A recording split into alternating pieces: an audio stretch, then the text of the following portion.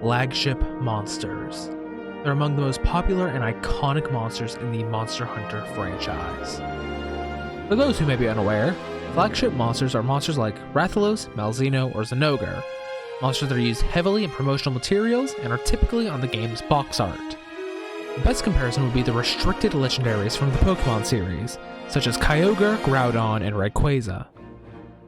However, what happens when a flagship monster gets forgotten? That's what I want to discuss today. You might be wondering what I mean by that, and to tell you the truth, it means something different for each monster I'll be talking about today, starting with the flagship of Monster Hunter DOS, Kushala Daora. Kushala Daora is not only the first Elder Dragon flagship, but it was also the first flagship that wasn't a Rathalos, with the red and blue crew being the flagships of the first 3 games in the series. So, with the first game in the new generation, came a whole new monster that helped expand on the Elder Dragon classification introduced in the first game. Kushala Daora is one of several Elder Dragons introduced in Monster Hunter DOS, alongside Chameleos, Teostra, and Lunastra, just to name a few. The former two, for a long time, were a package deal alongside Kushala Daora. If one was in a game, then all 3 were. And that's where the issues of Kushala Daora come from. Why, in my mind, it's a forgotten flagship. Because while it has been in most games, it doesn't really receive the same treatment as other flagship monsters. For the best example, let's look at the various promotional trailers for the 5th generation Monster Hunter games.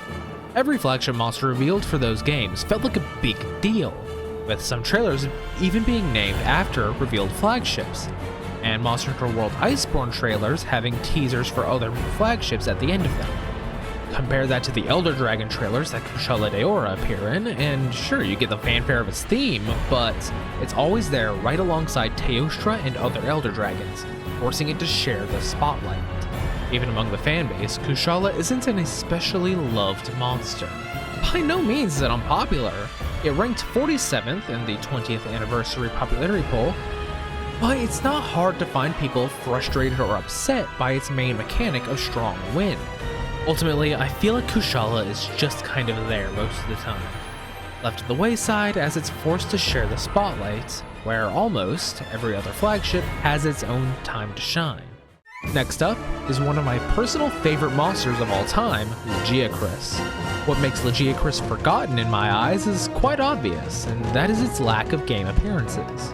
Of the main series games, Lagiacrus has only appeared in a total of 4, those being Monster Hunter Tri, where it was introduced, Tri Ultimate, Generations, and Generations Ultimate.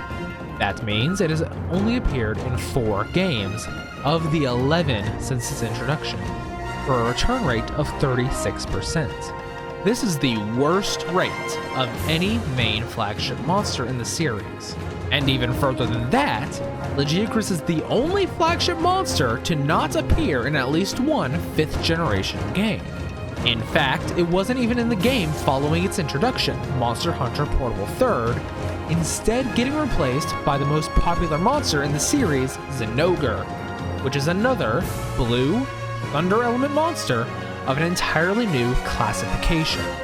And Laggy's absence hasn't even been from a lack of trying. It was infamously seen in a gameplay concept for Monster Hunter World, getting into a turf war with an Anjanath. Then, prior to the release of Monster Hunter Rise Sunbreak, an article was released explaining why Laggy wasn't in Rise, and why it wouldn't be back in the DLC.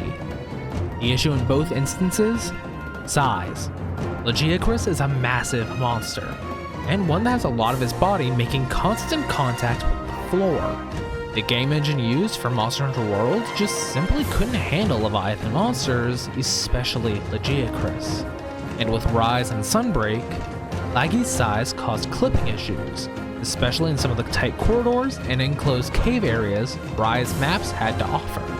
Smaller Leviathans, such as Mizutsune or Somnicanth, didn't have this issue, while the largest Leviathan in Rise, Al-Mudron, had a unique stance that allowed it to avoid the clipping issues that plagued Lagiacrus. As much as I love Lagiacrus, things just don't look the best for its future.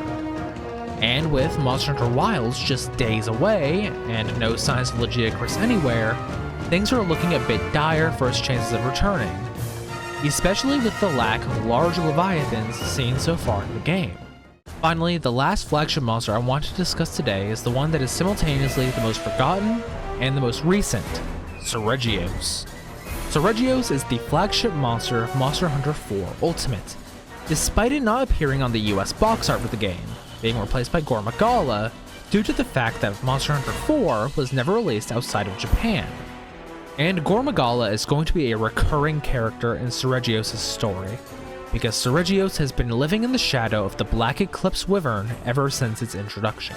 Now I want to take you all back to the beginning, all the way back to 2014, when Monster Hunter 4 Ultimate first released, and players could continue the story following the events of Monster Hunter 4, having slain Shagaru Magala and seemingly controlled the spread of the Frenzy virus. However, the rise of apex monsters that have overcome and mastered the Frenzy virus, have continued the spread and are forcing monsters to spread into other locales. Among them are flocks of Seregios, forced out by a lone apex. Where Gore Magala was the main force moving the plot of 4 along, Seregios is just a piece of the puzzle, and a comparatively small piece at that. Not to mention that Seregios has never been in a mainline game that didn't have Gore Magala, and the fact that Seregios was the lowest ranked flagship from the Monster Hunter 20th anniversary poll, at rank 60, when Gore got 5th. In fact, it ranks below every Magala except Risen Shagaru from Monster Hunter Rise Sunbreak. The last thing with Seregios is an issue all of its own. The fact that it is one of only 2 main flagship monsters without a subspecies or variant, the other being Vilcana. Every other flagship has at least one, and some even got them in their own introductory game, while Seregios has been left out to dry. It even had multiple opportunities to get something with Deviants and Generations Ultimate, and the title updates in Sunbreak. It just feels like Capcom doesn't know what to do with Seregios, and it's suffering because of that. Before I leave, I want to give a short honorable mention to Gammoth. While Gammoth is not a true flagship, it and the rest of the Fated 4 are treated almost like secondary flagships to Glavenus. Yet, Gammoth is the only member of the Fated 4 to have not returned past Generations Ultimate. Glavenus was in Iceborne, Astalos was in Sunbreak, Mizitsune got into Rise, Sunbreak, and the first title update for Monster Hunter Wilds. And with Monster Hunter Wilds just days away at this point, and no sign of Gammoth anywhere, it seems that she's also very unlikely to be returning anytime soon. Oh wow, you actually made it to the end of the video, huh? Well, if you liked it, then you know what to do, like and comment, subscribe. This is my first time doing something like this in a while, so if you have any kind of constructive criticism for me, just let me know in the comments. I wanted to keep doing some more Monster Hunter stuff like this in the future, and with Wilds days away, I'm going to be definitely playing that here on this channel as well, so if you want to see my first time reactions to everything, just, hit that subscribe button. Thank you all so much for watching. If you enjoyed, you know what to do. Have yourselves a damn good one. Later.